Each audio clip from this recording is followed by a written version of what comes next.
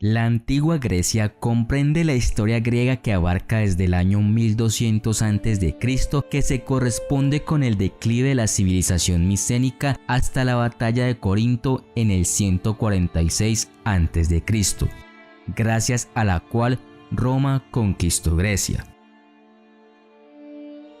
La sociedad en la antigua Grecia estaba compuesta en gran parte por los siguientes grupos. Ciudadanos varones. Se dividía en tres grupos: aristócratas terratenientes, aristoi, agricultores, periokoi, y artesanos y comerciantes. Los aristócratas a menudo se dividían en poderosas facciones familiares o clanes que controlaban todas las posiciones políticas importantes en las polis. Su riqueza provenía de tener propiedades y, lo que es más importante, la mejor tierra, es decir, la más fértil y la más cercana a la protección ofrecida por las murallas de la ciudad. Los agricultores eran hombres que tenían tierras, pero quizás parcelas menos productivas y situadas más lejos de la ciudad. Estos ciudadanos se reunían para protegerse en comunidades de pequeños pueblos subordinados a la ciudad vecina y la clase media. Los artesanos y comerciantes estaban comprometidos en la manufactura y el comercio. Niños, categorizados como menores de 18 años en general. Cuando nacía un niño, no era considerado como una persona hasta que tenía 5 días y se realizaba una ceremonia especial y el niño se convertía en parte de la familia. Los padres tenían derecho por ley a abandonar a los bebés recién nacidos deformes o que no cumplieran con sus expectativas. A veces los extranjeros adoptaban a los bebés abandonados. Sin embargo, en ese caso, el bebé se convertiría en un esclavo. No ciudadanos. Mujeres, pertenecientes a todos los grupos masculinos mencionados anteriormente, pero sin derechos ciudadanos. No podían votar, poseer tierras o heredar. El lugar de una mujer estaba en el hogar y su propósito en la vida era la crianza de los hijos.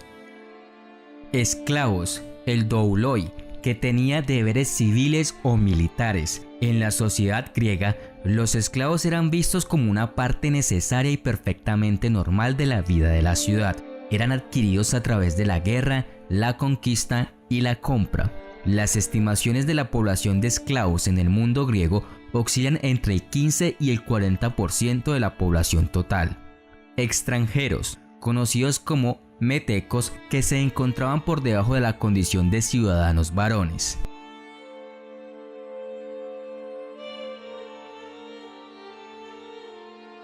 Para los antiguos griegos, los únicos que podían tener acceso a la educación eran los varones. Las mujeres, salvo las espartanas, la poca educación que tenían era la que podían aprender de sus madres y abuelas, y se enfocaba a las labores de la casa: cocina, tratamiento de lana, tejidos, algunos cálculos, música y un poco de lectura. También se les enseñaba baile y gimnasia. La enseñanza no era obligatoria. El padre podía educar o encargar la educación de sus hijos a otras personas.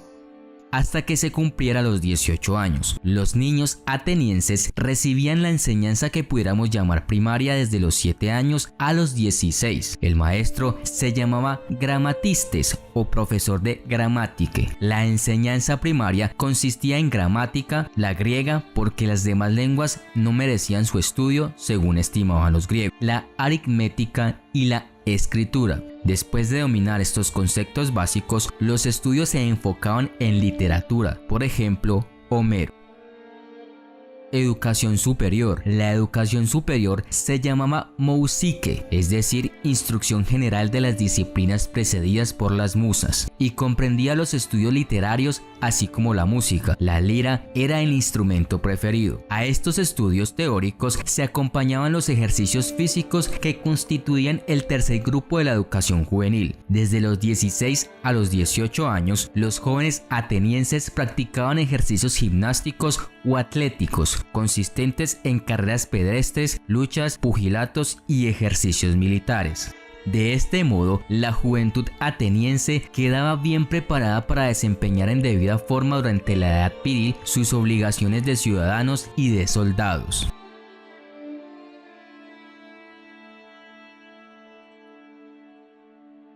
El matrimonio entre los griegos tenía un solo fin, que es la procreación de hijos legítimos en quienes perdure la familia.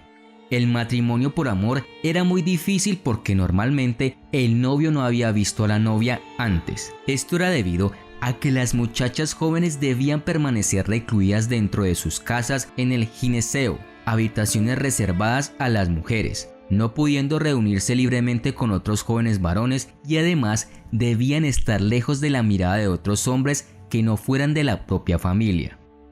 Los hombres solían casarse tarde, pasada ya su mayoría de edad, hacia los 30 años, mientras que las mujeres podían casarse en cuanto eran púberes, 12 o 13 años, aunque lo normal es que lo hicieran a los 14 o 15 años.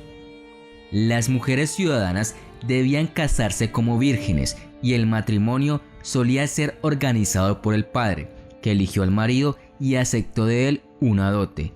Si una mujer no tenía padre, sus intereses eran atendidos por un tutor, tal vez un tío u otro pariente masculino. Los matrimonios podrían terminar por 3 motivos. El primero y más común fue el repudio del marido, apopensis. La segunda causa era que la esposa abandonaba el hogar familiar, apoleepsis. Esto, sin embargo, era un hecho raro y la reputación de la mujer en la sociedad se dañaba. El tercer motivo de divorcio era cuando el padre de la novia le pedía a su hija que regresara, probablemente para ofrecerla a otro hombre con una dote más atractiva. Esta última opción solo era posible si la esposa no había tenido hijos. Los hombres, si no estaban entrenando en el servicio militar o discutiendo sobre política, iban al teatro para ver dramas con los que podrían relacionarse, incluidas tragedias y comedias. Estos a menudo involucraban la política actual y los dioses en alguna forma. Se piensa que a las mujeres no se les permitió ver el teatro o actuar en él, aunque los actores masculinos desempeñaban papeles femeninos. La vida de las mujeres en la antigua Grecia estaba estrechamente relacionada solo con el trabajo doméstico, el hilado, el tejido y otras tareas domésticas. No estaban involucradas en la vida pública ni en la política. Los niños en la antigua Grecia usualmente ocupaban su tiempo jugando. Los antiguos griegos también practicaban juegos que no implicaban mucha actividad física, como canicas, dados, damas y nudillos. Las casas griegas antiguas solían ser sencillas, estaban hechas de ladrillos de barro cubiertos de yeso. Los techos estaban hechos de tejas de cerámica. Los pobres vivían en una casa con tan solo 1 o 2 habitaciones. Los ricos vivían en casas grandes con varias habitaciones y plantas. En la planta baja estaba la cocina y el comedor, llamado el andrón. Después una sala de estar. En el piso superior había habitaciones y una habitación para mujeres llamada gineceo. Los muebles eran básicos incluso en una casa rica. Los antiguos griegos almacenaban las cosas en cofres de madera o las colgaban de las clavijas de madera en las paredes. Una casa rica también tendría una cómoda para exhibir tazas caras. La gente se reclinaba en los sofás. Los sofás eran simplemente marcos de madera con correas de cuerdas y tapetes o alfombras colocados en la parte superior. Antiguamente las mujeres griegas llevaban un peplos, que era un rectángulo de tela doblado y fijado y atado a la cintura. Las mujeres también llevaban capas llamadas imaciones y llevaban joyas como collares, pulseras y tobilleras. Las mujeres ricas llevaban sombrillas para protegerse del sol, no se cortaban el pelo a menos que estuvieran de luto. Los hombres llevaban túnicas lisas de lana atadas a la cintura, también usaban capas llamadas imaciones y si viajaban llevaban sombreros de ala ancha. Aunque los griegos comunes llevaban ropa de lana o lino, los ricos podían comprar algodón y seda. La mayoría de los griegos se lavaban en una palangana llamada louterion. Aunque los ricos a veces tenían baños, las personas se frotaban con aceite de oliva y luego se frotaban con una herramienta llamada estigril. La dieta griega era muy saludable. La comida en la antigua Grecia consistía en granos, trigo, cebada, frutas, verduras, panes y pasteles. Los antiguos griegos cultivaban aceitunas, uvas, higos y trigo, y criaban cabras para la leche y el queso. En los meses de verano había muchas frutas y verduras frescas para comer, y en el invierno comían frutos secos y alimentos que habían almacenado como manzanas y lentejas. Como la mayoría de los griegos vivían muy cerca del mar, también comían muchos pescados, calamares y mariscos. Raramente se comía carne, ya que los griegos sentían que matar y comer un animal domesticado como las cabras estaba mal. Los antiguos griegos eran politeístas. Entre los dioses y diosas estaban Afrodita, diosa de la belleza y el amor; Atenea, diosa de la sabiduría; Artemisa, diosa de la caza, la luna y el parto; Ares, dios de la guerra. También adoraban a Dionisio, el dios del vino; la diosa Demeter, de los cultivos; Hefesto, el herrero de los dioses; y Hermes, el mensajero de los dioses. Otros dioses eran Poseidón, el dios del mar; Hades, el dios de los muertos; Apolo, el dios del sol, la música y la poesía; y el dios principal era Zeus. Su esposa era Hera, diosa del matrimonio. Cada ciudad tenía muchos templos. Fuera de estos se hacían altares para las ofrendas. Muy a menudo las casas griegas también tenían un altar en el patio donde se hacían ofrendas a los dioses. La antigua Grecia no tenía un código legal unificado. Cada una de las ciudades-estado griegas tenía sus propias leyes. Algunos de los estados más totalitarios utilizaron métodos brutales de castigos. Si tenemos en cuenta los fuertes sentimientos de responsabilidad sobre el estado de los antiguos griegos y sus rituales, entendemos por qué la traición se caracterizó como el crimen más grave. Y si profundizamos en el hecho de que a todos los traidores no se les permitió ser enterrados después de su deshonrosa ejecución, entenderemos cuán grande y abrumador fue el castigo que se les impuso. Con la traición en la antigua Grecia, se ofendió la concepción moral más profunda de la prosperidad y la estabilidad del Estado. Por tanto, el traidor no tenía cabida en la vida ni en la muerte en esa sociedad. No se le consideraba un ser humano, sino algo terriblemente monstruoso para la tradición sagrada y peligroso para las relaciones fluidas del Estado.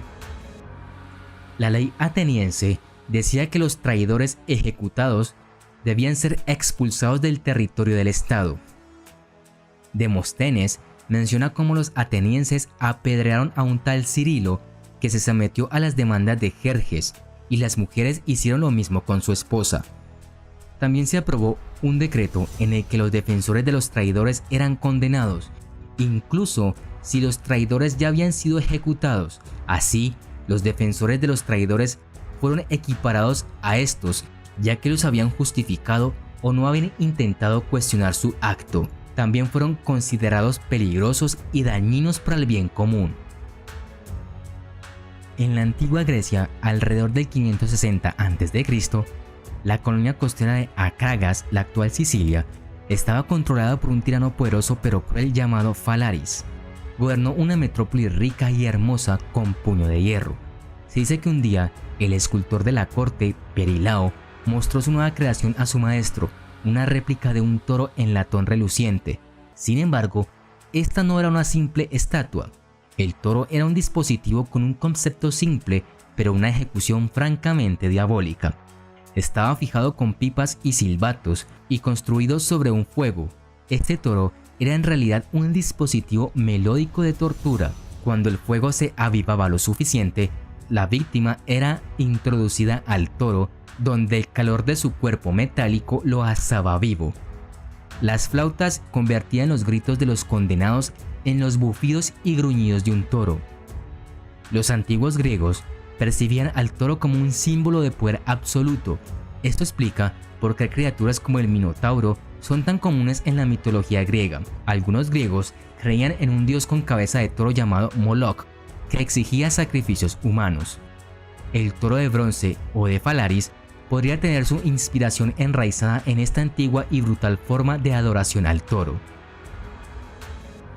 Según un decreto propuesto por Cánonos en una fecha imprecisa, se estipulaba que desde ese momento todo condenado especialmente por delitos políticos debía ser ejecutado por precipitación. Eso significaba ser arrojado a un pozo. En Atenas estaba situado probablemente en un suburbio al noreste de esta ciudad, en el cual en el fondo había toda variedad de clavos y elementos cortopunzantes. El condenado era llevado hasta allí encadenado de manos y pies para luego ser arrojado. En Esparta hacían algo similar, pero el pozo era simplemente un pozo seco. Más tarde, parece que las personas fueron ejecutadas primero y sus restos arrojados al pozo. También en muchas ciudades griegas se usaba como método arrojar a las personas desde un precipicio, como la roca Nauplia en Delfos, el abismo Caidadas en Esparta y el monte Tipeo en Elis. Estos eran los más utilizados. El conoión era una variedad de la cicuta a la que los naturalistas llaman conium maculatum.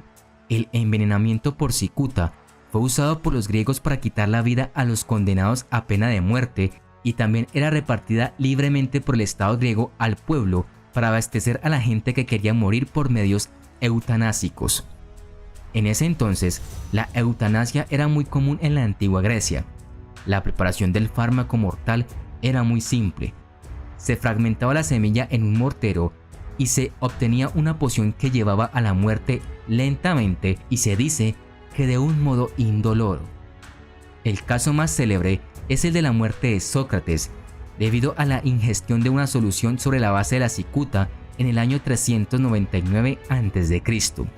El personaje de Critón comenta que el encargado de suministrarle el veneno a Sócrates le había prescrito que hablase lo menos posible, pues en caso de acalorarse o agitarse, tendría que beber 2 o hasta 3 veces más.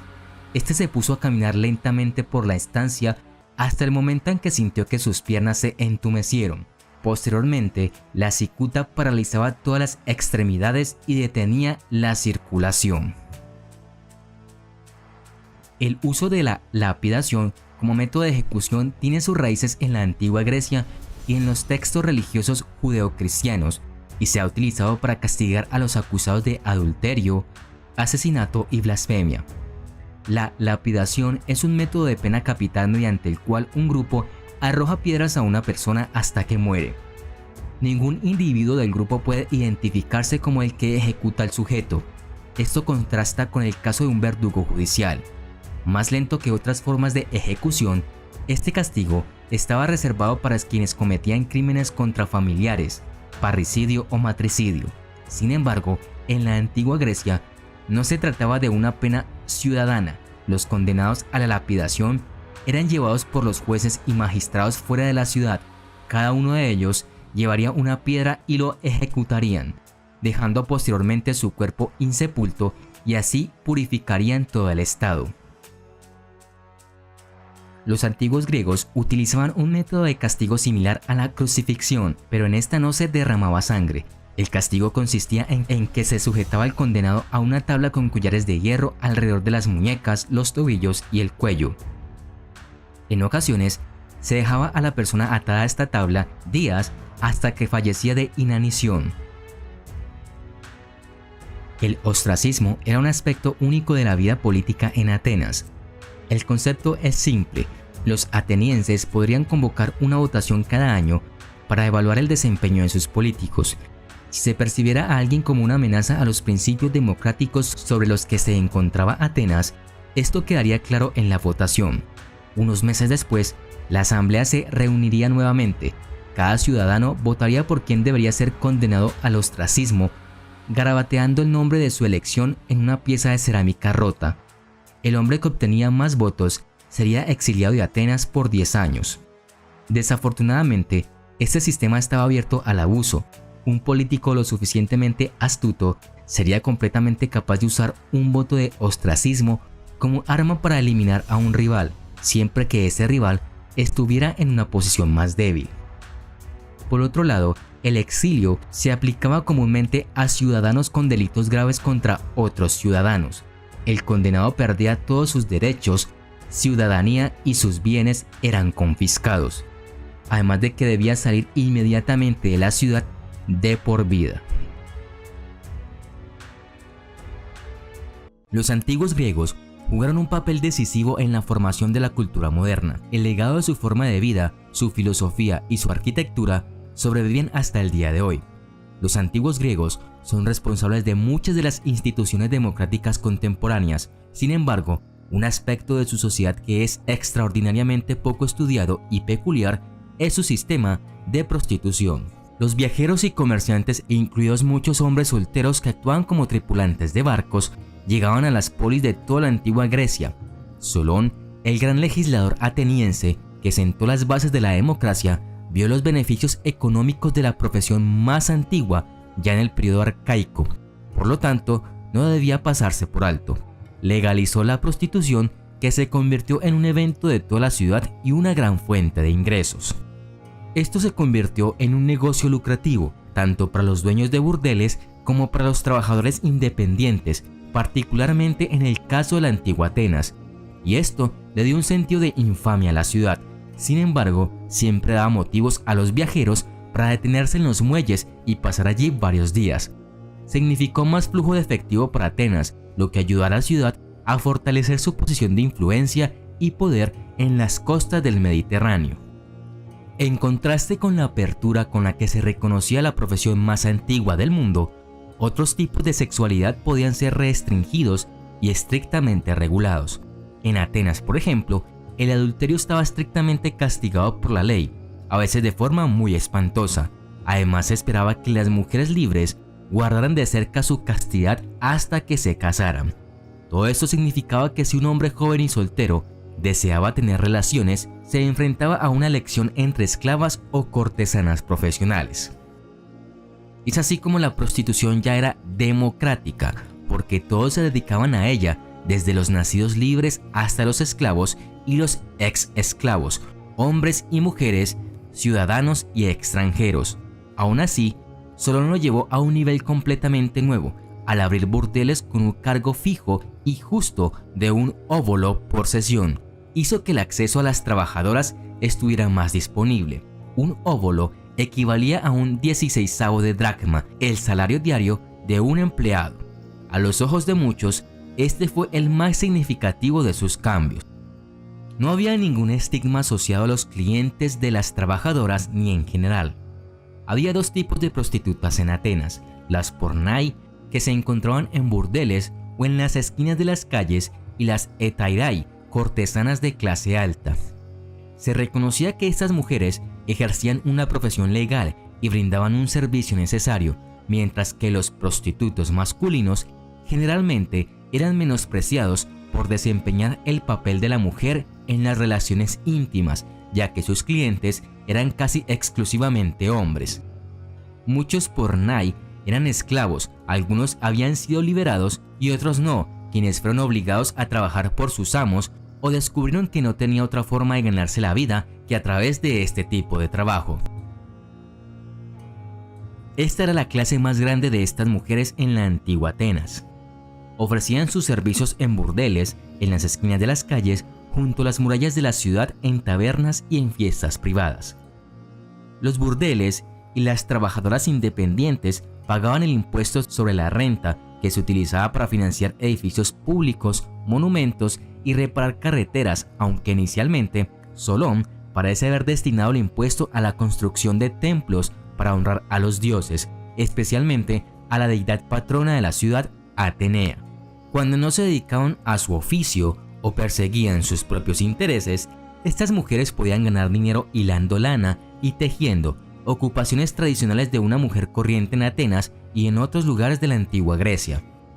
Sin embargo, no todas las pornai aceptaban óbolos como pago y preferían el trueque de productos básicos como comida, vino, cosméticos o prendas de vestir. La mayoría, sin embargo, aceptaba moneda y así poder ahorrar algo de dinero para comprar esclavas más jóvenes que entrenarían. Luego se esperaba que estas chicas más jóvenes cuidaran de su ama una vez que ya no pudiera atraer clientela, y así continuaría de generación en generación. Muchas venían de regiones lejanas. Estas mujeres fueron contratadas por algo más que simplemente sus atributos físicos. Además de desarrollar la belleza física, cultivaron sus mentes y talentos a un grado mucho más allá de lo permitido a la mujer promedio. Por lo general, viviendo elegantemente solas, o a veces dos o tres, las hetairai disfrutaban de una envidiable y respetada posición de riqueza y estaban protegidos y grabados por el Estado. Aunque generalmente eran extranjeras, esclavas o libertas, su libertad era mayor que la de una mujer casada que estaba obligada a la reclusión. A menudo eran contratadas como animadoras de simposios y sacrificios familiares. Las hetairai de Corintio y Atenas se destacaron especialmente por sus logros físicos y culturales. La hetaira más famosa de la antigua Atenas fue Aspasia de Milet, la consorte del estadista Pericles. Aspasia era una metic, alguien que no había nacido en Atenas, y muchas mujeres metic parecen haber encontrado trabajo a menudo en Atenas como hetairai, tal como lo hizo Aspasia. Los antiguos griegos pueden haber ganado dinero al convertir partes de sus casas en bares y burdeles, según han descubierto los investigadores. Las excavaciones en sitios han descubierto cientos de vasos para beber y objetos eróticos en casas que datan de los siglos V y IV a.C., lo que sugiere que las habitaciones y los patios se usaban para prácticas comerciales dudosas. El descubrimiento puede resolver el antiguo misterio de por qué los arqueólogos han encontrado tan poca evidencia de tabernas griegas obscenas a pesar de que ocupan un lugar tan destacado en la literatura clásica. Para muchos arqueólogos, la gran cantidad de tazas, grafitis eróticos y objetos encontrados en los sitios indican más que familias adineradas que organizaban lujosas fiestas. El Instituto Arqueológico de América en Filadelfia dio una explicación más plausible, y es que los residentes dedicaron habitaciones de sus casas a la venta de vino, juegos de azar e incluso prostitución. La existencia de la llamada prostitución del templo en la antigüedad griega ha sido registrada por varios autores antiguos, incluido Estrabón, que detalla a los esclavos del templo en los recintos de Afrodita. Era costumbre en la antigua Grecia que un adorador dejara ofrendas en un templo para ganarse el favor de su dios o diosa patrón. Junto a las estatuas, copas o mechones de cabello, un relato sobreviviente registra que ciertos adoradores adinerados habían dedicado una gran cantidad de cortesanas a Afrodita en su templo en Corinto. Afrodita era, por supuesto, la diosa del amor, y por lo tanto la profesión más antigua puede haberse visto como una manifestación de su poder. Sin embargo, algunos estudiosos ahora cuestionan la práctica, ofreciendo varias explicaciones alternativas, incluida la posibilidad de que los burdeles hayan estado asociados con tales templos, aunque no estrictamente relacionados con ellos. Ha habido relatos de mujeres que hacían donaciones a los templos de aquellas diosas bajo cuya ordenanza divina practicaban su trabajo. Aún así, y aunque la prostitución era legal y socialmente aceptable, seguía siendo desagradable para muchos ciudadanos atenienses. Los hijos de las prostitutas no eran considerados ciudadanos porque en la mayoría de los casos sus madres no lo eran y no se podía probar su paternidad. Tanto las pornai como las hetairai tuvieron hijos que, si eran mujeres, fueron criadas para continuar con la profesión de su madre y cuidarla en la vejez, y si eran hombres, eran abandonados o vendidos a esposas atenienses infértiles que necesitaban producir un heredero para sus maridos. Cabe señalar que esta opinión no era compartida por todas las ciudades-estado griegas, y en algunas como Esparta, la prostitución era rechazada por ser degradante tanto para hombres como para mujeres. Tratar a otros humanos como propiedad era parte integral de la vida griega. Las personas esclavizadas eran una parte integral de la sociedad en la antigua Grecia, o más bien, el trabajo que involuntariamente se les encomendó era una parte integral de la sociedad, tareas, deberes y trabajos que los ciudadanos griegos en general se resistían a realizar por sí mismos. La servidumbre estaba muy extendida en la antigüedad griega. Solo Atenas fue el hogar de entre 60.000 y 80.000 esclavos durante los siglos V y IV a.C., y cada hogar tenía un promedio de 3 o 4 esclavos. Los esclavos atenienses tendían a disfrutar de más libertad que los de otros lugares. Un típico esclavo ateniense formaba parte de la casa de su amo y al principio era recibido con ceremonia ofreciéndole frutos secos y frutas, como lo sería una nueva novia. Si bien se les negaron muchos de los derechos judiciales que poseían los ciudadanos de Atenas, los esclavos atenienses disfrutaron de algunas libertades personales, podían seguir sus propias costumbres religiosas y aunque su amo podía hacer lo que quisiera con su sirviente, incluso matarlo, por otro lado, los esclavos eran propiedad y había un límite, porque si matabas a tu esclavo, destruirías tu propiedad. Por lo tanto, los amos fueron muy inventivos en las formas de castigo y no destruían su propiedad. Hay casos en los que estos podían verse en problemas por la forma en que trataba a su esclavo por parte de otros miembros de la sociedad, que tenían sus propias razones para denunciarlo. Incluso Aristóteles, posiblemente uno de los pensadores más progresistas de Atenas, se refirió a las personas esclavizadas como tema exukon, una frase que se traduce aproximadamente como propiedad animada o propiedad que respira. A lo largo del antiguo mundo grecorromano, los esclavos tenían que satisfacer los caprichos de la élite. Todos los esclavos, hombres y mujeres, estaban en servicio como posibles parejas sexuales de sus amos masculinos. Si eras un esclavo no podrías decir que no. Tanto Fidias, el famoso escultor griego antiguo, como el filósofo Sócrates tenían como amantes a jóvenes esclavos varones. Si atravesaban tiempos difíciles, los atenienses podrían convertirse en esclavos a través de una práctica llamada esclavitud por deudas. Por ejemplo, si arrendaron tierras de un terrateniente, pero se atrasaron en los pagos de la renta, se convertirían en esclavos de ese terrateniente, hasta que la deuda se haya pagado por completo.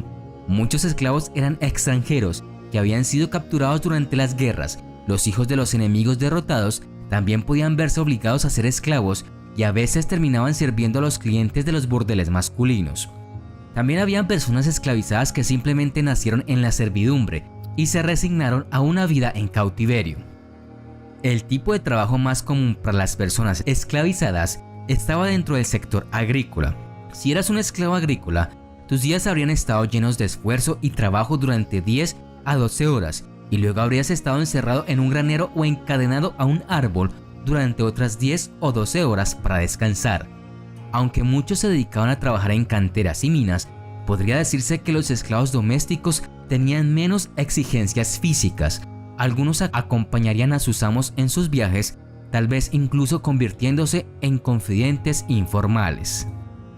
Además de los esclavos domésticos y agrícolas, había una clase de esclavos llamado coris o icountes, o los que vivían separados. No vivían con sus amos y trabajaban como gerentes de tiendas y fábricas, capitanes de barcos mercantes, entre otras profesiones. Esta clase de esclavos existía porque en Atenas ganarse la vida trabajando para otros se percibía negativamente.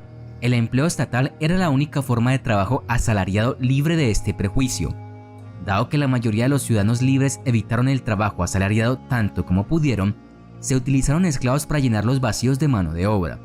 Estos esclavos eran considerablemente libres e independientes y trabajaban en nombre de sus amos a comisión. Como era de esperar, sus vidas no serían tan duras como las de aquellos que se ven obligados a realizar trabajos manuales todos los días. Los demosioi, o los públicos, eran otra clase de esclavos en la antigua Grecia. Estos esclavos eran propiedad del Estado. Los notarios, secretarios de jurados y verdugos públicos pertenecían a esta clase de esclavos. Sus trabajos generalmente se consideraban degradantes o realizando tareas más físicas, como trabajos en la construcción de carreteras. Sin embargo, todos coincidieron en que se les negaron los derechos cívicos y se les inhabilitó para participar en política. La minería siempre ha sido una actividad muy rentable y en la antigua Grecia no fue la excepción. Las ganancias de la minería eran tan inmensas como los riesgos de trabajar en ellas. No es de extrañar que los atenienses emplearan esclavos para un trabajo tan peligroso. Se obtuvieron grandes ganancias no solo de la actividad minera real, sino también de aquellos que podían proporcionar mano de obra esclava. El destino de los esclavos que trabajaban en las minas era precario. Muchos de ellos trabajaban bajo tierra con grilletes, privados de la luz del sol y del aire fresco.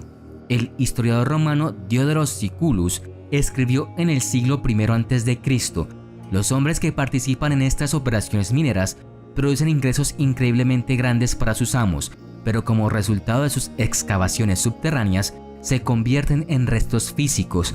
No se les permite dejar de trabajar o descansar, pero se ven obligados por las palizas de sus supervisores a permanecer en sus lugares y desperdiciar sus miserables vidas. Los esclavos atenienses también podían ser castigados físicamente e incluso torturados, y las personas esclavizadas en otros lugares también estaban sujetas a palizas. Como argumentó el estadista e intelectual Demóstenes, el cuerpo de un esclavo es responsable de todas sus fechorías, mientras que el castigo corporal es la última pena a infligir a un hombre libre. Si bien la mayoría de las personas esclavizadas permanecieron en servidumbre hasta la muerte, un maestro podía liberarlas. El proceso de manumisión o emancipación, en todos los casos, la persona esclavizada tenía que comprar su camino a la libertad para que esto sucediera, pagando a su amo una suma que al menos equivalía a su valor si fueran vendidos a un nuevo amo. Si el esclavo tenía suficientes ahorros para poder hacer esto, era probable que su emancipación fuera total, lo que significa que no podría volver a ser esclavizado en ningún momento en el futuro. Pero si, como era claramente probable, la persona esclavizada no tenía acceso a fondos suficientes, podría solicitar un préstamo llamado amistoso a su amo. En estas circunstancias, era probable que todavía tuvieran que cumplir con obligaciones particulares para con su antiguo amo hasta que el préstamo hubiera sido reembolsado. Es decir, la emancipación sería solo parcial. Escapar por completo del control de un maestro era una ambición que rara vez se realizaba. También existía la emancipación masiva, especialmente en condiciones de conflicto interno y guerra. Cuando un estado estaba en gran peligro, podía liberar esclavos y usarlos como soldados. Sabemos que en el 406 a.C., durante la guerra del Peloponeso, debido a que en Atenas se preparaba la crítica batalla naval con los espartanos de Arginousa y no quedaban muchos atenienses para tripular la flota, liberaron a miles de esclavos para pelear en esta batalla naval. Los hilotas eran un grupo esclavizado que vivía en las regiones espartanas de Laconia y Mesenia. Al ser propiedad colectiva del Estado en lugar de las posesiones de los amos individuales, se discute en qué medida los hilotas fueron subyugados en lugar de esclavizados. Si bien el autor y estadista ateniense Critias determinó que los hilotas eran esclavos al máximo, los hilotas llevaban una vida doméstica relativamente estable y era mucho menos probable que vendieran a sus familiares, a diferencia de las personas esclavizadas en otras partes de la antigua Grecia. Los hilotas estaban muy extendidos y eran numerosos. En el siglo V a.C., Heródoto escribió que la población de hilotas era 7 veces mayor que la de los espartanos. Superados en número hasta tal punto, correspondía a los espartanos para su propia conservación mantener a los hilotas bajo control y sofocar el más leve atisbo de rebelión. Plutarco escribió que los espartanos los trataban dura y cruelmente, mientras que Tucídides observó que la mayoría de las instituciones espartanas siempre han sido diseñadas con miras a la seguridad contra los hilotas. Además, se señaló que los hilotas estaban sujetos a un número estipulado de palizas cada año, independientemente de que no cometieran ningún delito. Esto era para que nunca olvidaran que eran esclavos. Cada otoño, los espartanos declaraban la guerra a los hilotas, lo que significaba que una parte de ellos podía ser masacrada sin censura alguna por parte de las instituciones religiosas. Esto no quiere decir que las rebeliones de los hilotas no ocurrieran. Después de todo, Aristóteles las llamó un enemigo constante al acecho. Pero la preocupación espartana por la seguridad prevaleció en gran medida gracias a las formas de Cripteia, su policía secreta, y por supuesto, los espartanos aprovecharon al máximo la población hilota a la hora de llenar las filas de sus tropas para las guerras contra otros estados.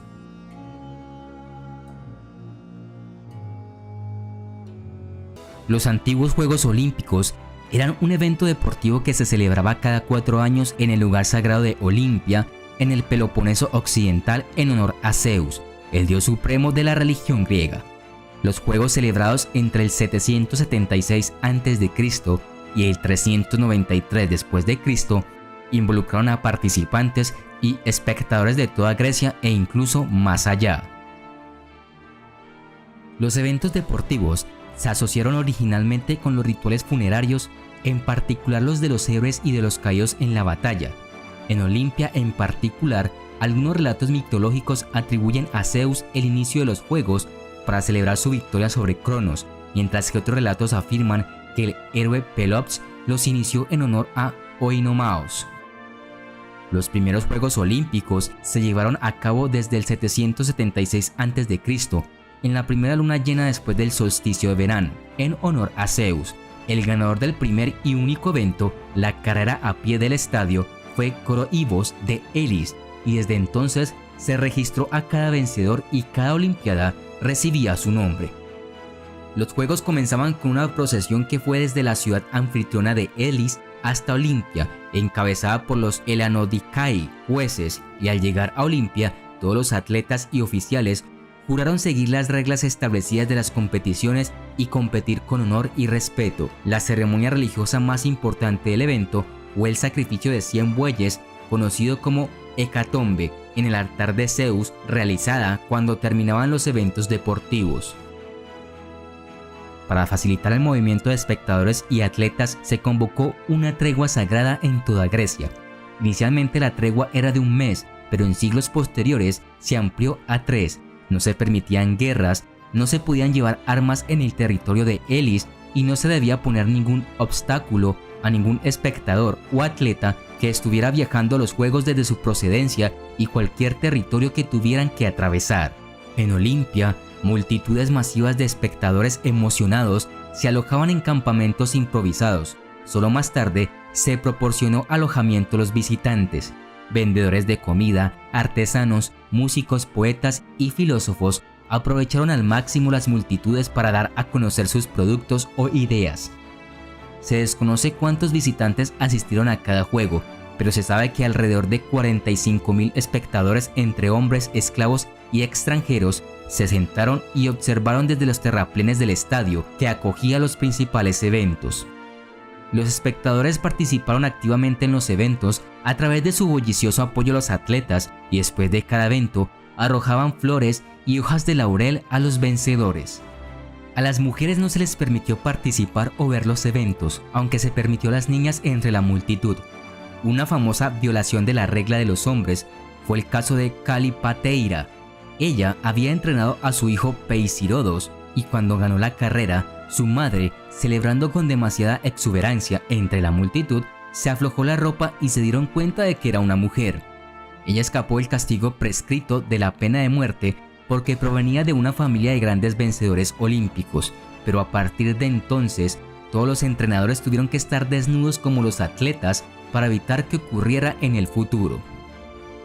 Atletas entrenados bajo la atenta mirada de un entrenador profesional o un preparador físico que sabía cómo desarrollar mejor determinados músculos, la mejor dieta y la cantidad correcta de ejercicios a realizar, los atletas más exitosos a menudo agradecían a los entrenadores con una estatua. Los atletas también tenían aleiptes que los frotaban con aceite y los masajeaban antes y después del ejercicio. Los atletas competían desnudos. Los eventos estaban abiertos a todos los hombres griegos libres y en la época romana la regla de no extranjeros para los atletas dejó de seguirse. Prácticamente no hay registros de tiempos y distancias alcanzados por los atletas victoriosos, ya que simplemente no se consideraban importantes. La idea era ser el primero entre los mejores, no batir récords. Durante los primeros 12 Juegos Olímpicos, la carrera a pie de estadio fue el único evento y siguió siendo el evento más prestigioso a lo largo de la historia de los Juegos. La carrera se llevó a cabo en la pista del estadio de aproximadamente 192 metros. Los atletas se agruparon por sorteo y en aras de la equidad, esta fue también la forma en que se emparejaron en los otros eventos. El eventual ganador del estadio lo honrarían poniendo su nombre a esos juegos y así sería recordado por siempre. Con el tiempo, se agregaron otros eventos a los juegos para llevar el programa total a 18 eventos repartidos en 5 días. Diabolos, la carrera a pie de 2 estadios, agregada en 724 a.C. Dolichos, carrera a pie más larga de 7 a 20 estadios de longitud, agregada en el 720 a.C. Lucha libre, añadida en el 708 a.C. Los competidores tenían que arrojar a su oponente al suelo 3 veces para obtener la victoria. Pentatlón, también añadido en el 708 a.C. Todo hecho en un solo día. El orden del evento fue saltar en un hoyo de tierra blanda usando pesas de mano o halterios y acompañado de música, lanzamiento de disco en piedra, hierro o bronce, estadio, jabalina y la lucha libre. Boxeo, agregado en el 668 a.C. Los atletas usaban correas de cuero alrededor de sus manos inicialmente como protección, pero evolucionaron hacia armas destructivas con piezas de metal agregadas. Las reglas se limitaron a no dar golpes bajos, las lesiones graves eran comunes y las muertes también. Tetripón, la carrera de carros de 4 caballos, añadida en el 680 a.C. Recorre 10 o 12 circuitos del hipódromo. Pancatrión, una mezcla de boxeo y lucha que también se agregó en el 648 a.C. El Pancatrión fue un evento brutal y los únicos movimientos no permitidos fueron morder y desgarrar. Oplitódromos, la carrera con armadura oplita, casco, escudo y lanza, entre 2 y 4 longitudes del estadio, se agregó en el 520 a.C. y generalmente era el último evento de los Juegos. Los atletas tenían que llegar a Olimpia un mes antes de los Juegos para entrenar y además tenían que declarar que habían estado entrenando durante al menos 10 meses. Los no griegos, los esclavos, los asesinos, los condenados por profanar templos y todos aquellos que no habían respetado la tregua fueron excluidos de participar. Los hechos eran supervisados por jueces capacitados de Elis, los Elanodikai, que también tenían varios asistentes como los Alitai. Durante los primeros 49 Juegos Olímpicos solo había un juez, pero se le unieron otros para alcanzar un pico de 12, distribuidos entre los diversos eventos. Originalmente, el cargo era hereditario y vitalicio, pero luego los jueces fueron seleccionados por sorteo. El Elanodikai tenía el poder de descalificar y multar a los atletas por cualquier infracción de las reglas. Las decisiones de este juez nunca podían ser revocadas, rara vez se infringían las reglas y cuando lo hacían se imponían sanciones que iban desde la expulsión y las multas hasta la flagelación. Se pagaron multas tanto al santuario como al atleta agraviado. Si un infractor no pagaba la multa, la ciudad a la que representaba debía hacerlo o de lo contrario sería excluida de los próximos Juegos. El juez entregaba la corona de la victoria, cotinos de hojas de olivo silvestre y una rama de olivo cortada del árbol sagrado a cada ganador del evento. El olivo era importante porque se creía que los árboles de Olimpia habían sido plantados originalmente por Hércules. Otro premio podría ser una cinta de lana roja que se usaba en la parte superior del brazo o alrededor de la cabeza, especialmente para los corredores de carros, ya que fue el dueño del caballo quien recibió la corona de olivo. Los vencedores fueron bienvenidos a sus lugares de origen como héroes después de los Juegos, por lo general al ingresar a la ciudad en una procesión en la que viajaban en un carro de 4 caballos. Los vencedores tenían grandes banquetes en su honor y podían recibir beneficios adicionales como exención de impuestos e invitaciones para unirse a la élite política. Las ciudades también recibieron prestigio de las victorias en los Juegos y por esta razón a veces ofrecían incentivos económicos para los atletas, como el premio de 500 dracmas de Solón, una suma sustancial considerando que una oveja costaba una dracma en ese momento. Sin embargo, el verdadero premio para los deportistas era la gloria, la fama y en un sentido muy real, la inmortalidad histórica. Esto se logró a través del renombre en vida, pero se perpetuó después de la muerte a través de listas de vencedores, estatuas personales y victorias escritas en honor del vencedor.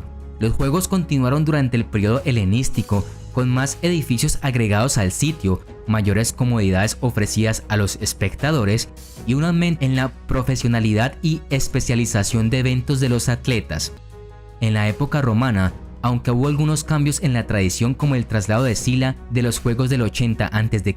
a Roma, los Juegos continuaron siendo populares y su prestigio aumentó con emperadores helenófilos como Adriano. Sin embargo, fue el emperador Teodosio quien finalmente decretó que todas las prácticas de culto, incluidos los Juegos, se detuvieran y las Olimpiadas finales se llevaron a cabo en el 393 después de Cristo, después de una serie de 293 Juegos Olímpicos durante más de un milenio.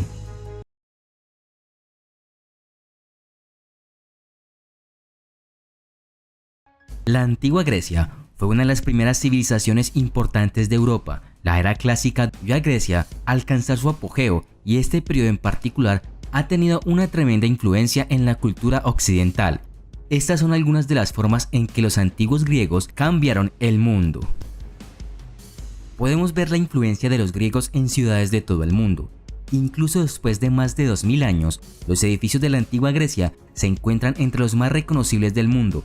Estos edificios también fueron influyentes, con una gran cantidad de estructuras públicas en todo el mundo desde el Renacimiento en adelante, incluidos ejemplos famosos como la fachada del Museo Británico, la Puerta de Brandenburgo y el Capitolio de los Estados Unidos. Las columnas y frontones característicos, tejados triangulares inclinados, dispuestos con especial atención a la simetría y la proporción, son evidentes y distintivos donde quiera que aparezcan. Son emblemáticos del antiguo mundo mediterráneo y su civilización. El legado no es solo físico. Los principios arquitectónicos griegos fueron la base de la teoría y las prácticas romanas y luego occidentales, en particular para la arquitectura pública, mientras que los griegos también inventaron tipos de construcción completamente nuevos, como estadios y teatros. La política es una palabra griega que significa asuntos de la polis. Polis significa ciudad o estado. Democracia, oligarquía, monarquía y tiranía son solo algunos de los muchos otros términos que le hemos extraído. Probablemente fueron la primera civilización que realmente pensó en política. A diferencia de sus contemporáneos, analizaron diferentes sistemas, no asumieron simplemente que su propio camino era el único camino, incluso si a menudo pensaban que era el mejor. Fue este pensamiento crítico el que probablemente fue su mayor legado. En el siglo V a.C., el mundo griego se dividió cada vez más, culminando con la Guerra del Peloponeso, en la que Atenas y sus aliados lucharon contra Esparta. En términos generales, los atenienses estaban a favor de la democracia, mientras que los espartanos favorecían la oligarquía, el gobierno de una élite. Si bien esto fue en cierto modo una lucha de poder sencilla, una contienda entre dos estados poderosos para dominar el mundo griego, también fue una de las primeras guerras ideológicas. No fue solo un conflicto entre estados, fue un conflicto de ideales.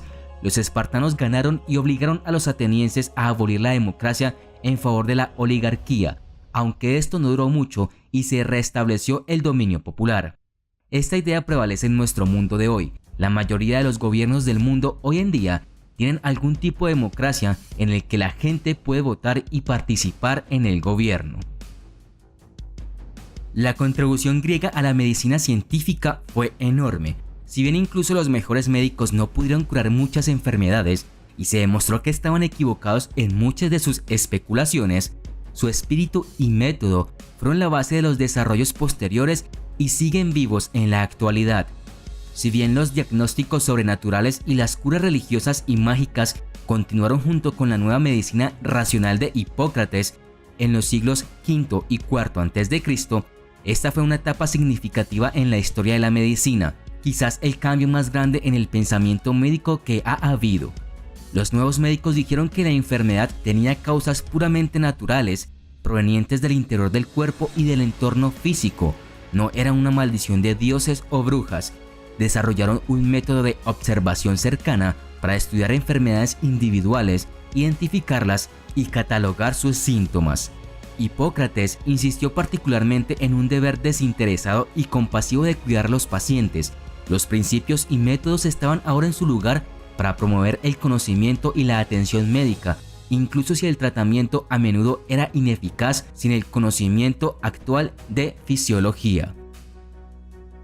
En Grecia, la búsqueda de la perfección física y su extrema competitividad crearon un evento nuevo y eterno para los espectadores. El deporte y el ejercicio formaban parte de la vida diaria de los hombres griegos, así como de los jóvenes espartanos. De hecho, el deporte y el ejercicio eran parte de lo que diferenciaba a los griegos de sus vecinos y reconocieron y celebraron este hecho. Los Juegos Olímpicos, que tradicionalmente se dice que comenzaron en el 776 a.C., y que siempre se celebraron en Olimpia, solo estaban abiertos a hombres adultos de habla griega. Al principio, los Juegos Olímpicos duraron un solo día y comprendieron un solo evento, una carrera a pie similar al sprint actual de 200 metros. Los Juegos finalmente se llevaron a cabo durante 5 días completos. Los eventos por equipos eran raros porque para los griegos la esencia del deporte era la competencia individual y la victoria personal. Los atletas entrenaban de una manera bastante moderna, excepto que a menudo iban desnudos. Muchas de nuestras palabras deportivas, incluidas atletismo, atleta, gimnasia, gimnasio, estadio, hipódromo y por supuesto olimpiadas, provienen del griego, lo que sugiere cuánto le debe el deporte moderno a ellos. La palabra filosofía proviene del griego amor a la sabiduría y se dice que Pitágoras la utilizó por primera vez. Los griegos no diferenciaron entre lo que consideraríamos ciencia y filosofía. No fue hasta Sócrates que los temas con la humanidad como su enfoque y la ética se convirtieron en preocupaciones filosóficas plenamente reconocidas. Sócrates también desarrolló el método dialéctico, aproximadamente preguntas y respuestas, con énfasis en descubrir declaraciones y definiciones verdaderas o falsas, que ha tenido una gran influencia en muchos campos. Lo que consideramos pensamiento crítico se le debe mucho a Sócrates, quien se ganó muchos enemigos al desafiar las creencias perezosas y la sabiduría convencional, a menudo con humor. Aristóteles fue más pragmático y observador, un precursor de los científicos sociales en algunos aspectos, así como de los científicos físicos. Una creencia que todos compartían era que el propósito de la educación era producir buenos ciudadanos. En Esparta, un buen ciudadano significaba ser un buen soldado. Los niños eran separados de sus familias a los 7 años, vivían en barracones comunales y eran sometidos a una disciplina feroz y a entrenamiento militar. Quizás de manera única entre los antiguos griegos, las niñas también fueron educadas, nuevamente con énfasis en la dureza física y mental. En Atenas el entrenamiento físico también era importante, pero se hacía mucho más hincapié en la alfabetización y la cultura. Se cree que una mayor proporción de ciudadanos varones adultos podían leer y escribir en la Atenas de los siglos V y IV a.C. que en cualquier otro estado europeo moderno hasta el siglo XX. La mayoría de los niños atenienses probablemente solo tenían unos pocos años de educación formal, pero los ricos querían más para ayudarlos a competir y sobresalir en la vida pública. En los siglos V y IV a.C. se desarrolló la educación superior, incorporando elementos de nuevo pensamiento, filosofía, matemáticas y similares, aunque el enfoque inicial fue enseñar inteligencia, especialmente trucos retóricos. Con el tiempo, escuelas como las fundadas por los filósofos Platón y Aristóteles ofrecieron un enfoque más puramente educativo, proporcionando el modelo para las universidades modernas. Los griegos no inventaron las matemáticas, pero sí que contribuyeron a desarrollarla. Muchos de los términos, conceptos y problemas clásicos actuales en las matemáticas provienen de los griegos, especialmente en el campo de la geometría. Euclides es a menudo llamado el padre de la geometría, mientras que los teoremas de Tales y Pitágoras son fundamentales. Aunque el número pi ya se había calculado aproximadamente en el cercano y lejano Oriente, el primer matemático registrado que lo calculó rigurosamente fue el griego Arquímedes alrededor del 250 a.C. Los griegos inventaron el drama occidental, donde la obra escrita es interpretada por actores. El teatro griego introdujo las ideas de la comedia y la tragedia. También influyó en el arte de toda Europa, incluidas obras como las escritas por William Shakespeare. Hoy imitamos a los griegos con obras de teatro, programas de televisión y películas. El arte griego influyó mucho en el arte occidental a lo largo de la historia. Los griegos son más conocidos por su escultura realista, que intentó capturar la belleza y la perfección. El arte romano copió a los griegos y los romanos a menudo hicieron que los griegos crearan esculturas para ellos. El Renacimiento más tarde revivió el estilo griego y todavía se puede ver en las obras de arte de hoy.